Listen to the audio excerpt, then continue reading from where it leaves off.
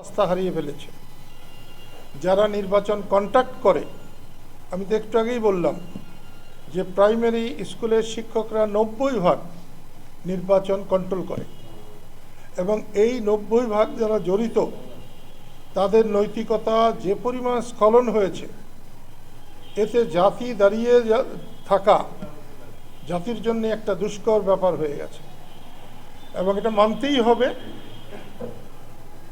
যে এই পরিস্থিতিতে যে কাঠামোতে নির্বাচন করা হচ্ছে, এই কাঠামো, এই নেতৃত্বে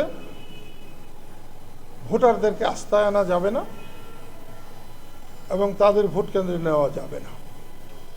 আমি আগেই বলেছি যে হারা জিতার প্রশ্ন না, আমরা যেটা ভেবেছিলাম যে ভোট কেন্দ্রে প্রচুর ভোটার যাবে, অন্যখানে না গেলেও আমার নির্বাচনী এলাকায়, অন্যখানে তো যাই নেই, আমার নির্বাচনী এলাকায় যায়, তাহলে মানুষের ভোট কেন্দ্রে যাওয়া সম্পর্কে যে অনীহা, সেটা দূর করতে না পারলে মানুষকে কেন্দ্রে নেওয়া যাবে না।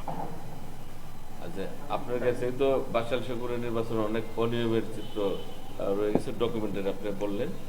এই ব্যাপারে কোনো আপনি এই নির্বাচন বাতিলের জন্য কোনো আইনি পদক্ষেপ নেবেন কিনা? এটা একটা মারাত্মক সুন্দর প্রশ্ন। এখন চোরের বিচার চোরের কাছে দিলে সেটা কতটা যুক্তিযুক্ত হয়। আরেকটা জিনিস হচ্ছে যে আমার কারণে রাষ্ট্রে কোনো উত্তেজনা সৃষ্টি হোক, অস্থিতিশীলতা সৃষ্টি হোক, এটা আমি চাই না। এটা চাই না বলেই সখীপুরের নির্বাচন প্রত্যাখ্যান করি নাই। তোমাদের অনেকেরই জানা যে দুদিন পরে কালিহাতীতে ট্রাক মার্কার সমর্থকদেরকে ধরেছিল, না হলে 25-30 হাজার মানুষ রাস্তায় এসেছিল। ইচ্ছে করলেই ওখানে গোলযোগ সৃষ্টি করা যেত।